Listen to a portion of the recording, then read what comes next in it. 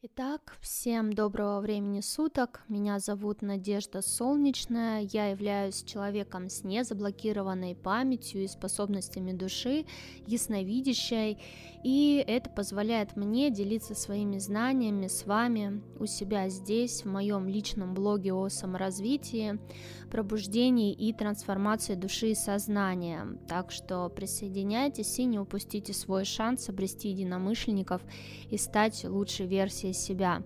Ну а сегодня я бы хотела поговорить с вами о том, что же может заставлять наших детей, да и нас с вами болеть.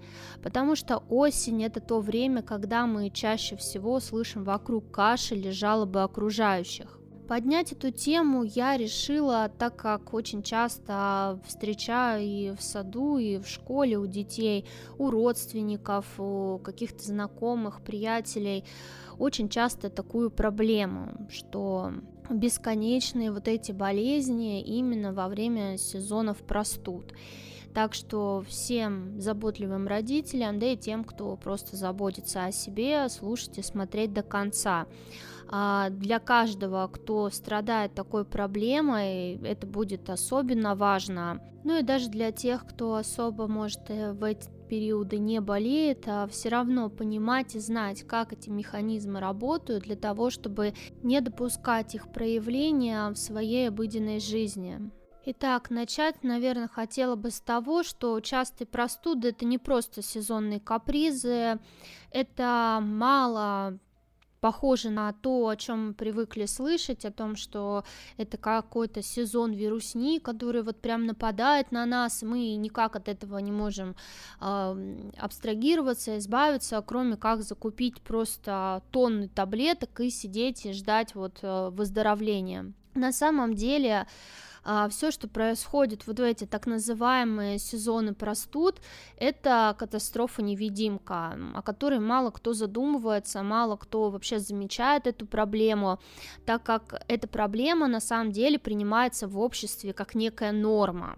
Конечно же, эта норма, она очень сильно на руку сильным мира сего, а это фармкомпании, которые просто на этих таблетках зарабатывают бешеные деньги, но она, к сожалению, ни разу не в плюс нам, которые эти деньги как раз-таки несут в аптеки и которые болеют для того, чтобы фармкомпании зарабатывали. И я сейчас просто не для красивого словца это говорю, потому что действительно вот эта норма, которая вносится в общество, норма болезни, да, сезонных простуд, она вносится для того, чтобы фармкомпании зарабатывали, не больше и не меньше. Поэтому я и называю это катастрофой-невидимкой, потому что, может быть, вы сейчас удивитесь, но я могу сказать, что мы можем не болеть.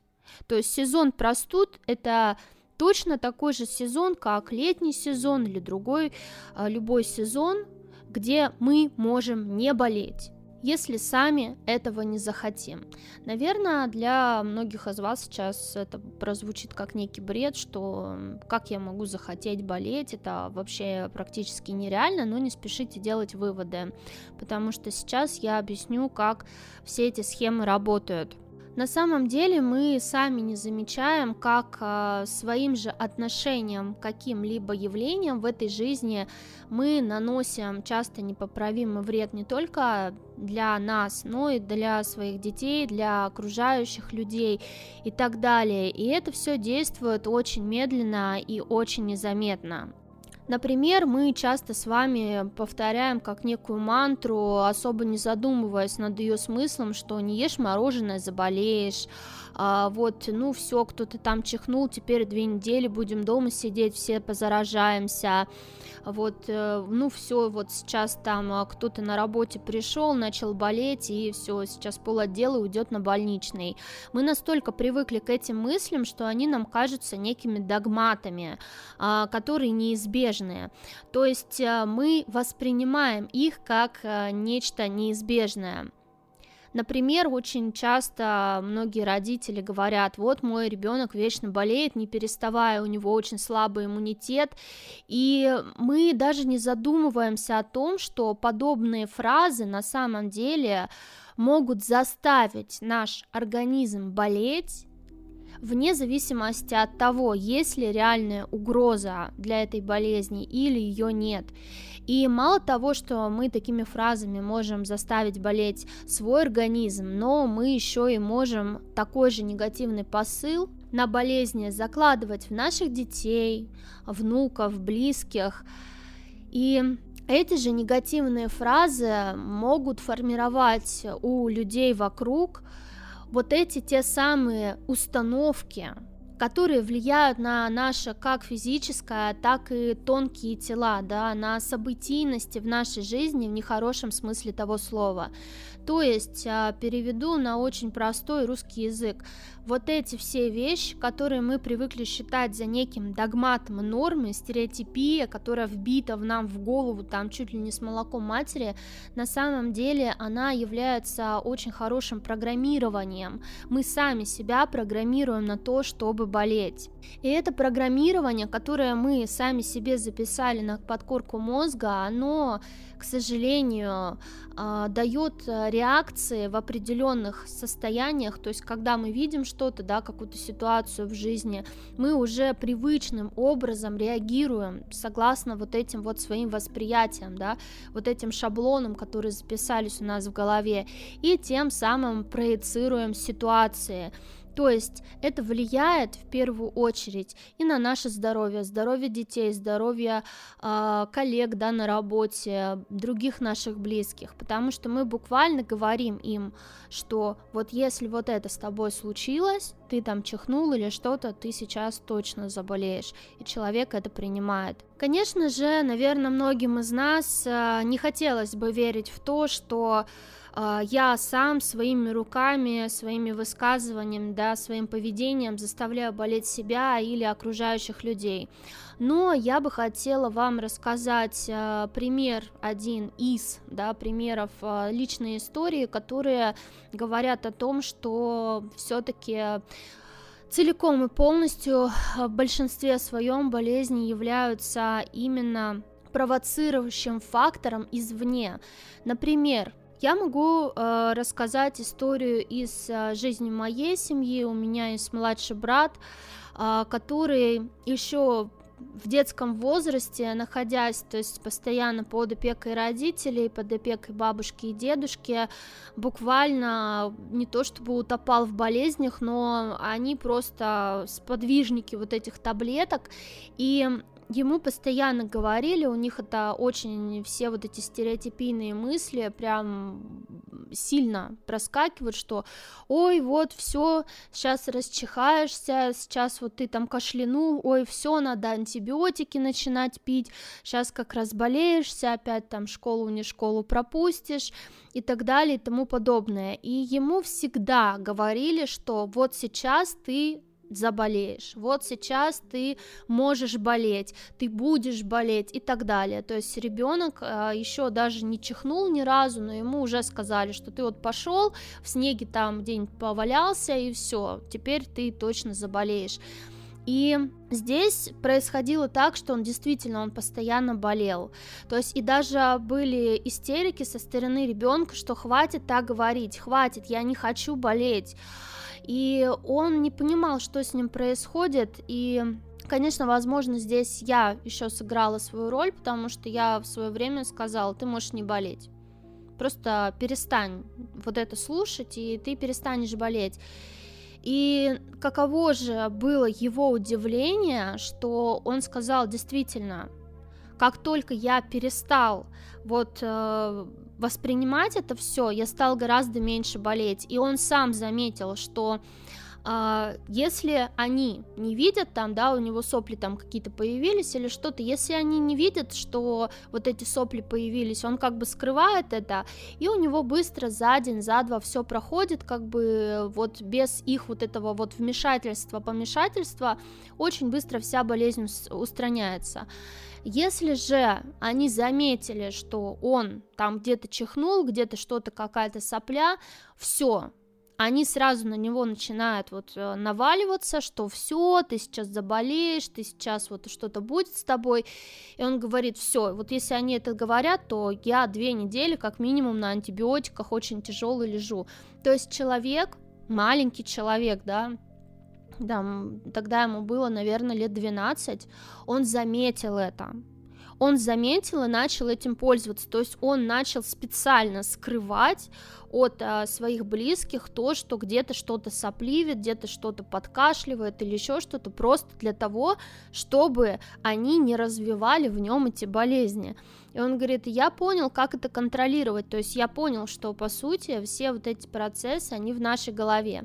Также я могу рассказать, что я к этому пришла сама, именно вот во взаимодействии болезней и нашей психики, да, нашей психосоматики, то, как мы это воспринимаем, во-первых, еще где-то очень-очень давно, когда мне было там лет 20 самой, когда я начинала замечать, даже писала у себя в дневнике такие заметки, что я вижу прямое такое взаимодействие моих внутренних состояний и того, болею я или нет. То есть тогда еще я даже не слышала о каких-то моментах там ноцебо-плацебо и так далее. Я просто замечала по себе, что если я нахожусь в негативных каких-то моментах, мне там грустно, что-то там, допустим, какое-то состояние тревоги внутри или еще что-то, то есть вот состояние тяжелое, да, какое-то вот негативного восприятия в мире, я начинаю болеть.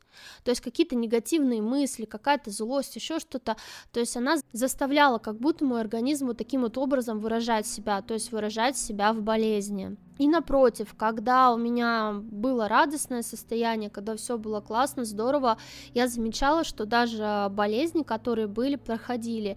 Также я увидела взаимодействие психосоматики, когда я, допустим, не хотела просто идти куда-то на работу, хотела какой-то внеплановый отпуск, и просто такая думаю, так, что же мне сделать для того, чтобы уйти в внеплановый отпуск, и у меня начиналось ОРВИ, я пошла, брала там больничный лист, и все вот в таком вот виде, то есть насколько вот эти мелкие, допустим, ОРВИ, да, то, что мы говорим, насколько это все взаимосвязано напрямую.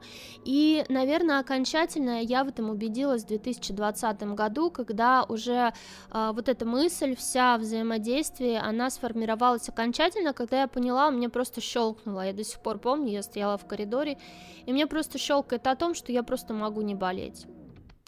То есть болеть я себя заставляю сама. Я, в принципе, до этого видела, что люди сами себе вот эти болезни притягивают, но когда я поняла, что вот эти все ОРВИ, по большей степени, вся вот эта вот болезнь там, там весна, там осень, да, сейчас все будем болеть, это все один большой такой надутый мыльный пузырь, меня просто осенило. Я сказала, что так, я могу просто не проецировать это на себя, не проецировать это на своих детей и не проецировать это там на мужа и остальных.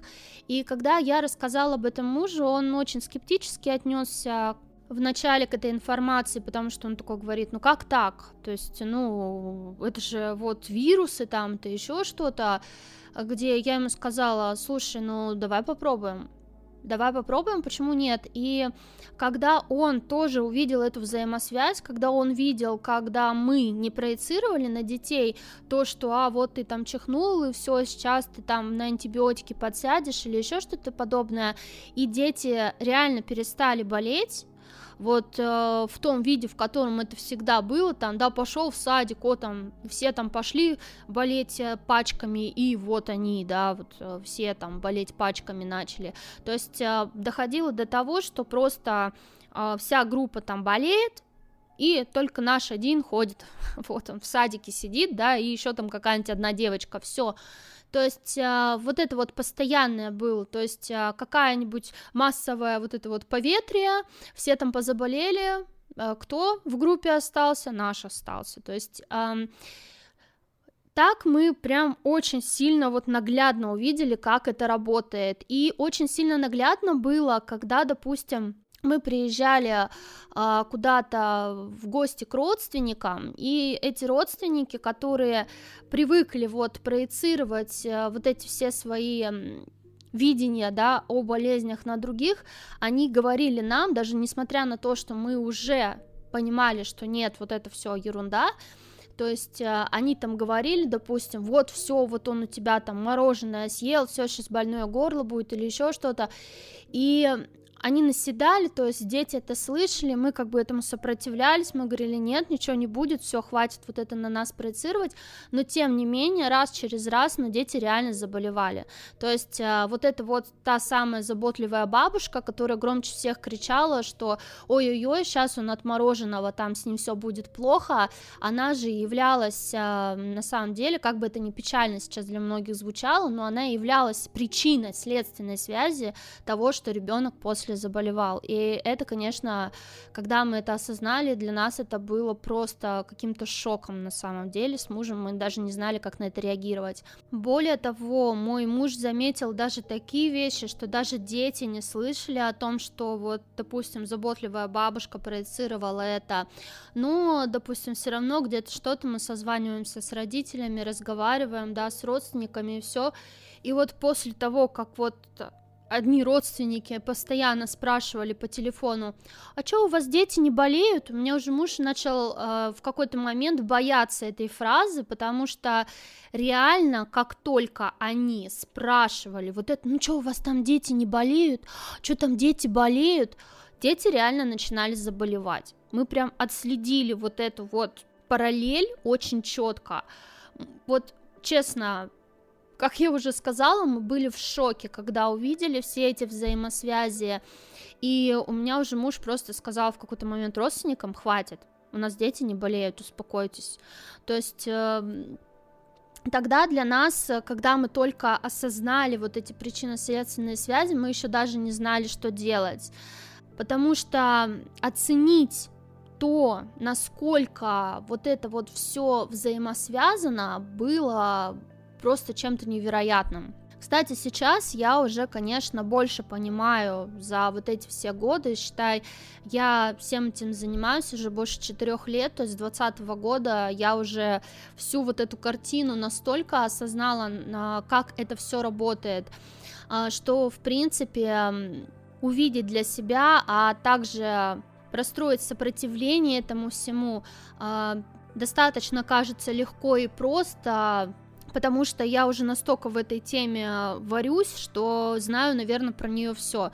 И, кстати, тоже, если вам эта тема интересна, вот мы недавно в Солнечном клубе ее обсуждали, ребята до нее добрались, это тема психосоматики, ну, психосоматика, да, это понятие все-таки психологическая. Здесь же, если вы вот сейчас посмотрите по моему рассказу, здесь даже не сколько психология, хотя и она завязана, да, сколько еще завязана эзотерическая сторона, вот эта невидимая, вот этого явления, потому что если мы говорим о том, что ребенку там говорят, не ешь мороженое, заболеешь, да, это мы можем сказать на физическое проявление, то есть психосоматических вот этих аспектов, то когда ребенок даже не слышал, и просто родителю там спрашивают в телефоне, а что там дети не болеют, то это уже выходит за грань вот этой психосоматики, потому что на самом деле даже с сопротивлением родителя, что нет, не хочу, то есть это вот эти энергетические, в первую очередь, посылы,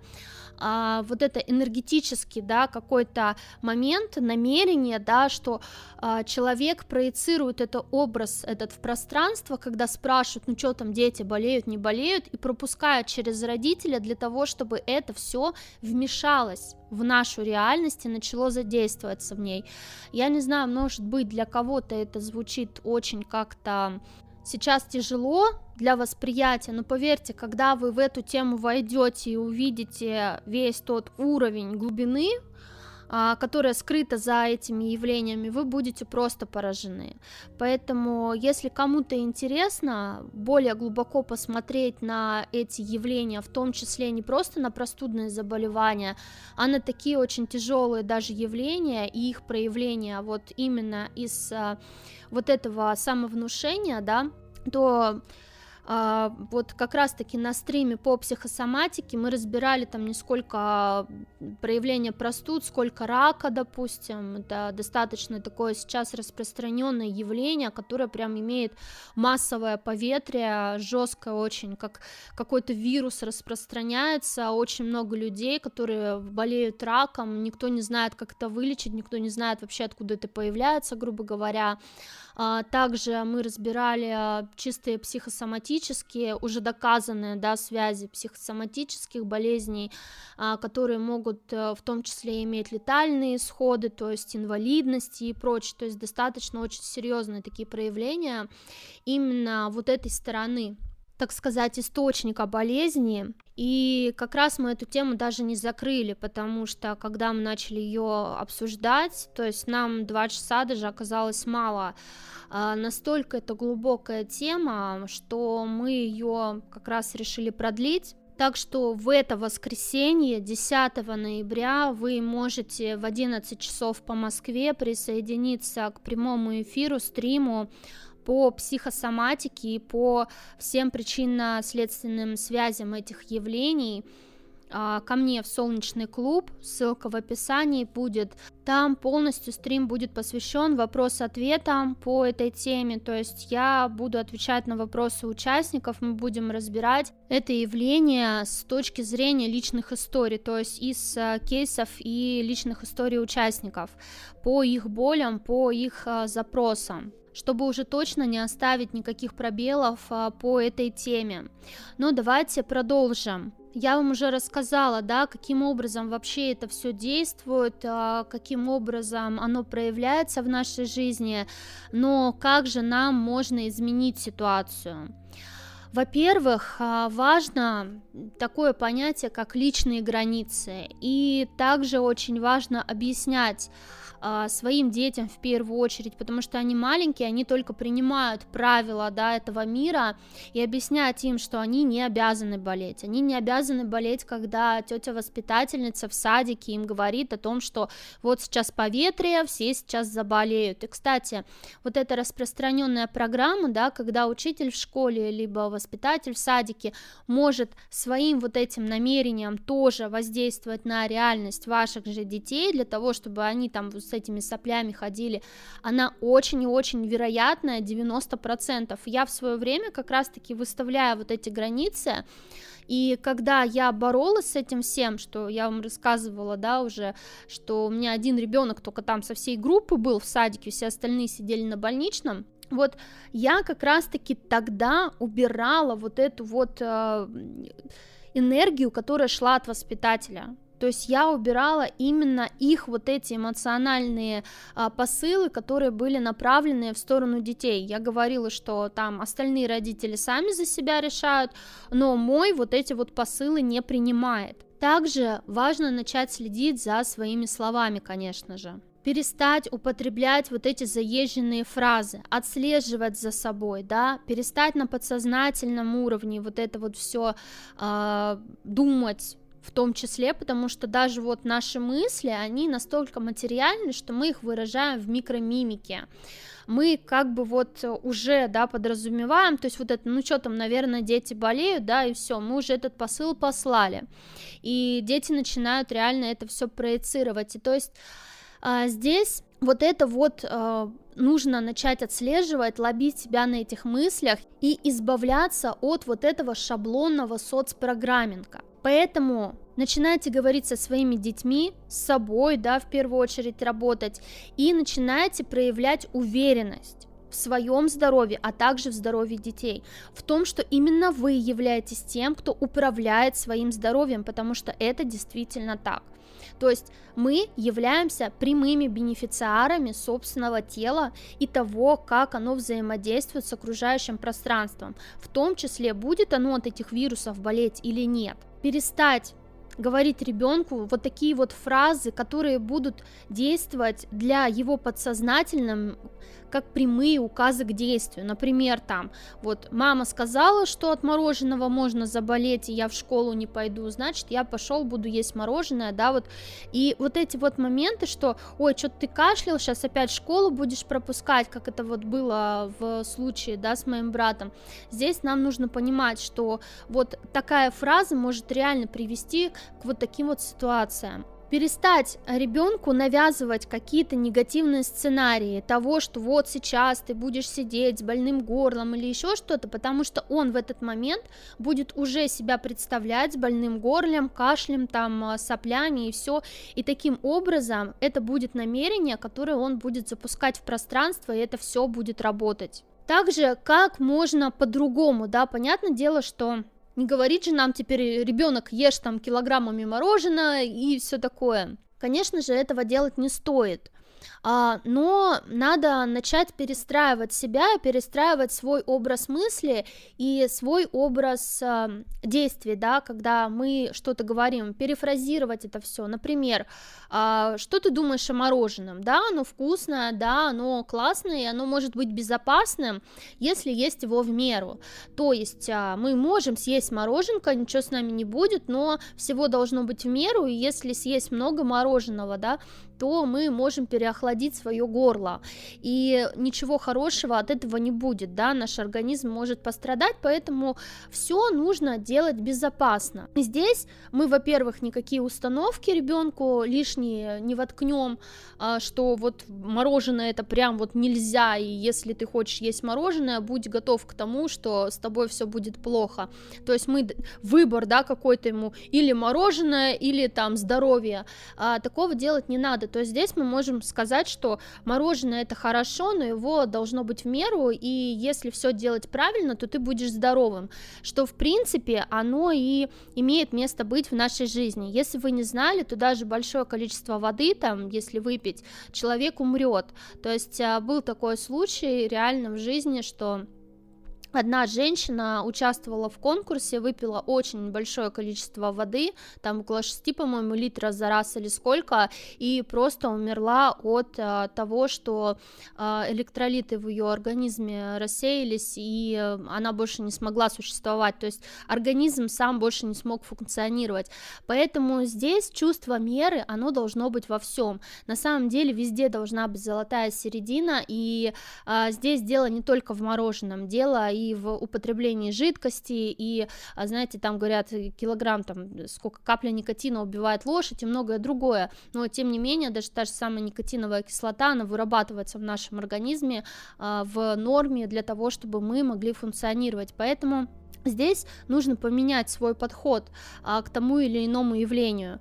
Это, конечно, не касается каких-то зависимостей, потому что, я, допустим, категорически против зависимости, и более того, я еще и помогаю людям от них избавиться, но чувство меры вот этого, которое есть у нас, да, оно должно быть соблюдено везде, в том числе и когда мы относимся к каким-то явлениям как болезни. Ну и также помните, что любые ваши мысли имеют силу.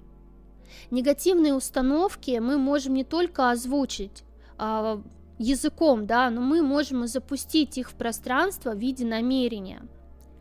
И эти негативные установки, мысли и проецирования, они могут изменить как вашу жизнь к худшему, так и жизнь вашего ребенка, ваших близких, буквально заставляя их болеть, да и не только болеть, но и проецировать какие-то очень нехорошие ситуации в своей жизни. И делать этого не нужно. И помните, что в первую очередь бенефициар своей реальности, своего здоровья и здоровья ваших детей – это только вы.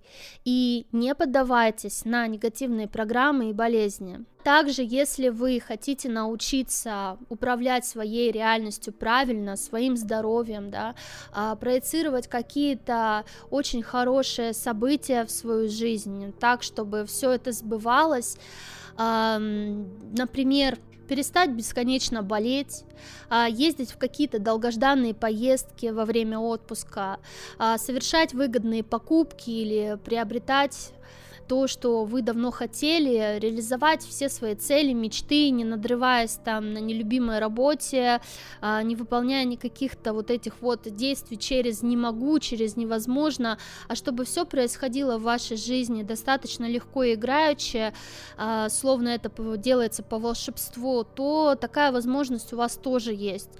И подробную вообще инструкцию по применению намерения я закладывала в своем курсе «Основы управления реальностью», и этот курс на самом деле помог уже очень многому количеству людей научиться вовлекать в свою жизнь те события и цели, о которых они давно мечтали.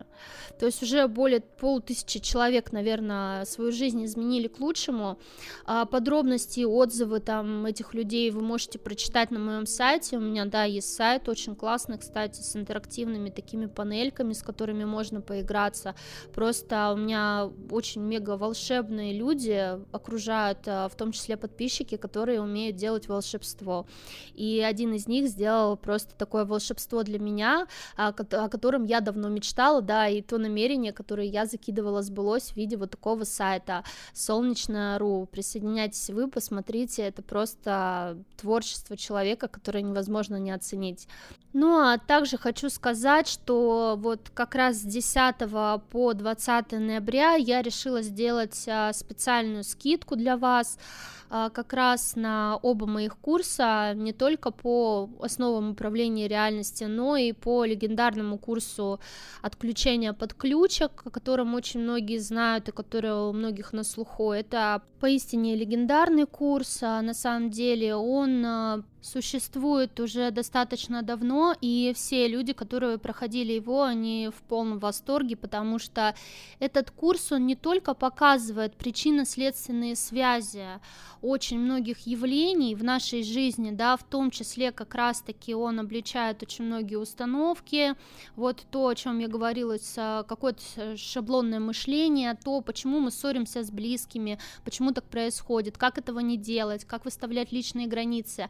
Также этот курс, он очень многим участникам прям был чем-то фееричным за счет того, что многие люди, которые прошли этот курс, они просто бросали зависимости по щелчку пальцев. То есть вот представьте, вы сидите, да, вот щелчок пальцев, и вы бросили курить. То есть вот такое было с людьми, и они были в шоке от этого, они говорили, как такое вообще возможно. Вот. Ну и также этот курс, он очень хорошо обличает очень многие эзотерические явления в нашей жизни, которые нас окружают, которые представляются светлыми, но на самом деле такими не являются, и там я очень полноценно, красочно и без цензуры обо всем этом рассказываю, о том, что там происходит и как это все на самом деле выглядит. Поэтому для того, чтобы понимать, как наша вообще жизнь и мир устроен, то этот курс, он очень сильно для вас. Ну а с 10 по 20 ноября у вас будет последняя возможность в этом году приобрести любой мой курс со скидкой. Так что, кто давно хотел внести изменения в свою жизнь и избавиться от подключек, это самое то. С 10 по 14 ноября будет действовать скидка 15% и с 15 по 20 10%. Так что не упустите свой шанс сделать шаг к своим собственным мечтам, к реализации всего.